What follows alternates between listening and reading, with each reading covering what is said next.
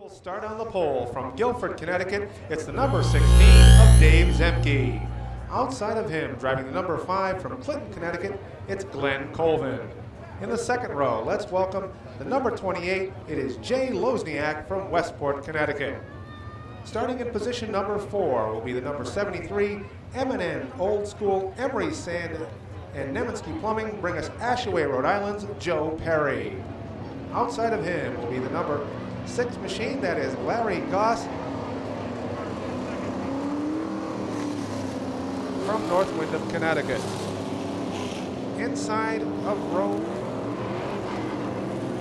Outside of Larry and driving the number 35, it is Bruce Thomas from Groton, Connecticut. Inside row number 4, driving the 47, it is Plainfield, Connecticut's Tim Jordan. Working next to him, driving the 77 machine, it is par 4 Benvenuti Oil, local 2705 from Quaker Hill, Connecticut's Rich Durante. On the inside of row number 5, WCCC, The Rock, 106.9. Expertech Auto Repairs bring us Farmington, Connecticut's Scott Garrity. Next to him, let's check out the number 0 machine from Seymour, Connecticut. It's Vin Esposito, Cross Street Properties, the Kitchen and Bath Showroom sponsors the number 0. Going off in the 11th starting spot will be the 00 for North Branford, Connecticut's Ernie Bertrand. 12th on our field will be the number 2, Trumbull, Connecticut's Dwayne Knoll. 13th starting position will be the 76 for Waterford, Connecticut's Chris Moose Doughton. And 14th on our field is the number 7, Deep River, Connecticut's Ed Field. And rounding out our field in the number 19 from Portland, Connecticut, it is Chandler Eccles. So that is our very talented field of drivers as we get ready for 30 laps. To tell you about it, Dave Barabalt. Dave Zemke and Glenn Colvin look for the green flag from Jimmy Williams, and we are underway. The 5 of Colvin rockets on the outside line, and he will grab the lead from Zemke as they go down the backstretch. Now Joe Perry has pulled even with the 82 of Lozniak. That is a scrap for third place. Larry Goss, that is a backup car for that driver, and he has missiled his way into the number 4 position. And on Goss's back bumper is the 47 of Timmy Jordan. He looks to make the move on the inside of Perry as they go into 3. Now Goss works under the inside of Lozniak as they come to the stripe this time. Larry Goss says even though that's a backup car, it is very fast, and he proved it right there as he just cycloned his way underneath Jay Lozniak, who is in a vulnerable position. As here is Timmy Jordan trying to make the same move, and he just whirlwinds his way into 4th place. And now Larry Goss looks to make the long way work on the 16 of Zemke as they go down the backstretch. Lozniak falls further back in the field as Scott Garrity now moves into the 5th position. Lozniak got a little bit out of shape between turns 1 and 2, and Scott Garrity able to get underneath him in car number 1. Remember, Lozniak has never driven that car before, so it's going to take him a while to get the feel of it. Trying to get the feel of 2nd place.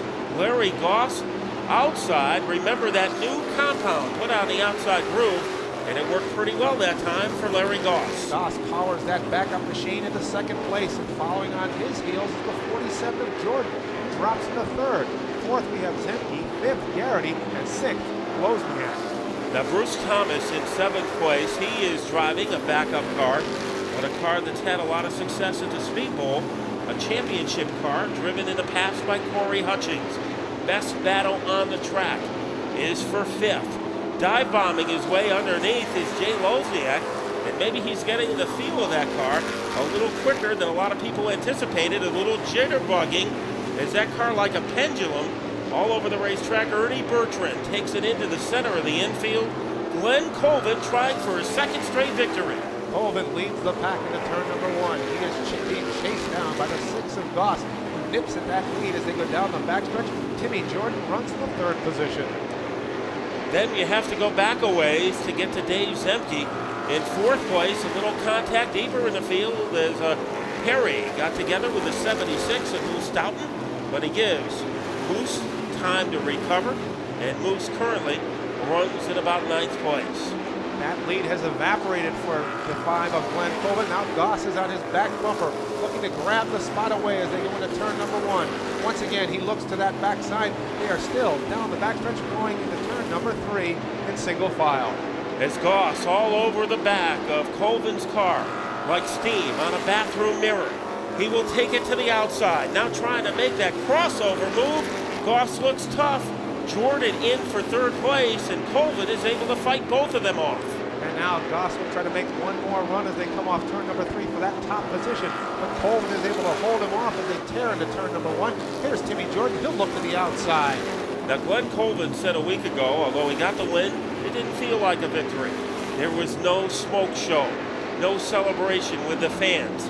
He's going to try to do it the right way tonight as he maintains his distance over Larry Goss, and in his glove compartment is Tim Jordan in third, then Dave Zemke, Scott Garrity, and Bruce Thomas are rounding out the top 6. Goss patiently waiting his time as it's on the 5 of Colvin as they go into turn 1. He stays right in his tire track. That Colvin slides up the track a bit. Goss peeks inside, but there's nothing there for him as they go down the backstretch. Sparks are flying in the battle for fourth between Zemke, Garrity, and Thomas. Here comes Garrity. Dive bomb move. It might be a little too much dive and not enough bomb as he moved into third, fourth briefly before the gold came out. Goss, as we get ready to go back to green flag racing. Goss has the opportunity to look for the last 5 laps. He is even with Colvin. Goss has looked pretty good on the outside. Let's see if he can continue that pattern. Jordan has fought off Zemke and has moved back into third, but the battle is up at the front.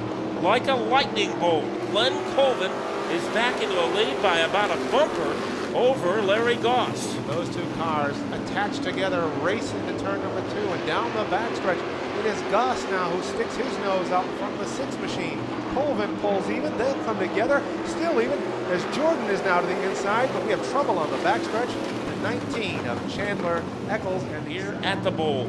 just 14 laps left as Colvin and Goss bring them to the green flag. And once again, they tear into turn number 1, even. The 5 of Colvin to the inside, the 6 of Goss, but the early advantage goes to the 5 of Glenn Colvin. Glenn Colvin said a week ago his car was getting stronger as the race went on, and it looked like that might be happening again tonight as he got a great jump against Goss, who now has inside position. So Lightning Larry being a pest on the bottom of the 5 car as they surge their way into the third turn. Goss looks to pull even with the 5 of Colvin. He will do so as they come to the stripe, side by side, wheel-to-wheel action into turn number 1. It is Goss with a slight advantage as they go through 2, and Jordan right on his back bumper. So 3 cars laminated together at the front of the field, and we have a new leader, Larry Goss, as they rip their way across the stripe. 11 to go. Goss is now in command, being trailed by Timmy Jordan, who has 2 victories this year. Here comes Jordan, ready to challenge Larry Goss for the lead. Also in the mix now is the battleship Bruce Thomas. He sits in the 4th spot, and Bruce Doughton runs 5th, but they're all chasing the 6 of Larry Goss at the head of the field. Remember, that's a backup car for Bruce Thomas, so he is getting adjusted to that new machine. He wanted to thank his crew, plus Tony Macrino, who helped him get his operation back in order. But right now, 5 cars in the battle for the lead as Joe Perry in car number 73 has joined the elite. Thomas tried to wander his way underneath the 5. He's going to try it again, but Larry Goss continues to be the drum major of the parade. Goss leading the pack now. Jordan has separated himself from the 5 of Colvin, who was in battle with the 35 of Thomas. Thomas on the back bumper of Colvin as they come off this time. There's just 7 laps left. Bruce Doughton running in a number 5 position in his return to the bowl, and kind of a homemade engine, doesn't spend the big bucks. And Jay Wozniak has pulled the 82 off the speedway. At the front of the field, though, it is still Larry Goss leading the charge. Timmy Jordan runs in that 2nd spot. Perry making a bold move underneath Doughton to pick up the spot. And we'll fall back to the 3rd position where it's Colvin and Thomas running 4th. Now let's see if Dwayne Knoll can make the same move. Here comes Dwayne out of control. Knoll. They rub. They make contact. Sparks flying between the 76 and the 2. Battle for the lead. Here's Timmy Jordan on the outside. Jordan looks to make that move work for him on the outside as we've seen it work all night. He has the lead by inches over Goss as they go into turn 1. So that new compound has just been endorsed by Timmy Jordan as he takes over the lead from Larry Goss. In 3rd is Colvin. Could this be win number 3 for the Eastern Connecticut State University graduate? The black 47 starts to pull away from Larry Goss in the 6 machine, opening a 2-car length lead as they go down the backstretch. This time by Jordan will see the clenched white and checkered flag for just 2 laps left in tonight's first of 2 30-lap main events for the late models. The battle, though, rages on for the 3rd position between the 5 of Glenn Colvin and the battleship Bruce Thomas in 4th. Thomas now closes up on that back bumper of Colvin as he slides up the embankment just a bit off turn number 3 and 4. It is Thomas right there on his back bumper, tacking him all the way around the speedway. As they go down the backstretch, once again, it is Colvin, but all out front, all by his lonesome as he comes off turn number 4. It's the 47 of Timmy Jordan. In 2nd was the 6 of Larry Goss. In 5 of Glenn Colvin. He did it the right way, and to prove it, he has another victory in car number 47. The story continues for Timmy Jordan. As he gets ready to climb out of the car, he will tighten his grip on the late model point standings. And remember, this is just the first end of a doubleheader. Timmy will be back later on tonight with everybody else in the late model division for another 30-lap feature. But right now he wants to celebrate this one because he did it very convincingly tonight. A come-from-behind effort against the 6 car of Larry Goss. The helmet comes out, the sigh of relief. Here he is, ladies and gentlemen, for the 3rd time, the winner, Timmy Jordan. You really were flying on the outside when you needed it. What was the story there? We were just really patient. Over the last couple of weeks, I think the late model division has unfortunately been tagged as an entirely bad racing division, and I don't think that's really true at all. I think this feature tonight proved that we can race.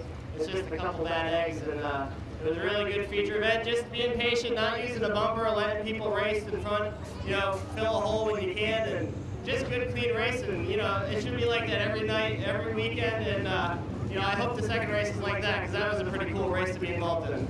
New compound was used on the outside groove. How much of a difference did it make when you waltzed around on the outside to get the lead? I can be a speedbowl salesman and tell you that it was awesome. My car always handles on the outside. If we set the car up to go on the outside, I'm sure it'll make a difference for the G-body cars and for the other divisions. So I think the speedbowl definitely went in the right direction by putting some compound down. I have to thank all my sponsors before we go. J&J Custom Design, Brown's Auto Center, Black Box Radios, A1 Racing Products, Larry's Auto Machine, everybody, just thank you so much. Appreciate it. And here's a man who had the right direction tonight. To the front, Timmy Jordan.